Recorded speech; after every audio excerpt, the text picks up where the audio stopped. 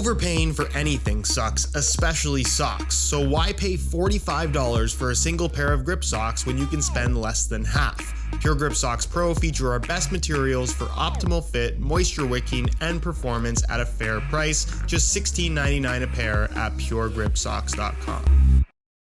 Struggling with discomfort, maybe even blisters from your football boots, especially at the back of your heel? Well, there's one simple trick that you can do right now that could solve that problem for you entirely. And it has to do with your socks. I've said it before and I'll say it again, socks are way more important than people give them credit for when it comes to how comfortable your football boots are going to be. And when it comes to this specific tip, you need to make sure of two things before anything else matters. And that is one, that your socks are soft. Socks are an item that will wear out over time. They will get a little bit rough. They'll thin out a little bit. They will lose their softness. If you're wearing worn out socks, that's typically not a great place to start. And then number two, you need to make sure that your socks fit properly, meaning that there's no extra material either at the tip of the toe or the back of your heel. If you have extra material, that's going to cause the socks to move around. It's going to cause bunches of material, and that is in general a recipe for blisters. So with that in mind, you've got your socks, you got your boots, you've made sure that the socks you're wearing fit perfectly, meaning that there's no extra material bunching up anywhere.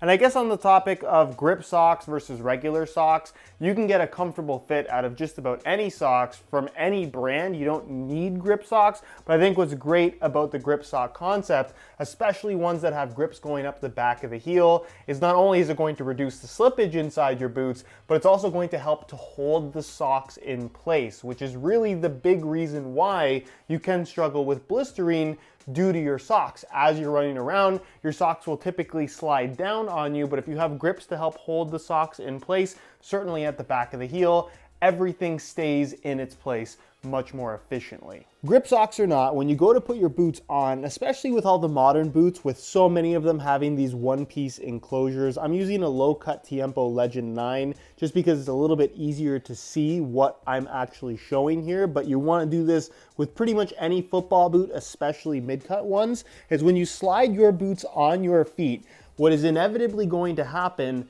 is that the sock is going to pull itself down. So what you want to do is make sure that you pull this opening, kind of adjust your socks ever so slightly so it's kind of all in the right place, and then from there you kind of want to give it a little pull to make sure that everything is tight at the very back of your heel. You don't want anything bunching up. If there's already a bunch from the first time that you put them on, it's going to get worse as you start moving around. But if you pull it tight, it's good to go from the very start. And then as you start to feel any kind of sliding down, I would strongly recommend just giving them a little pull once again and making sure that everything stays tight against your foot. You never want material bunching up from your socks inside of your boots. And I realize that it almost seems insignificant, but trust me when I say that there's a big difference between this and this. And there you have it, one very simple tip that'll take you 5 seconds of time to hopefully improve the overall comfort of your football boots. If you guys enjoy these tip videos and want to see more of them on the channel,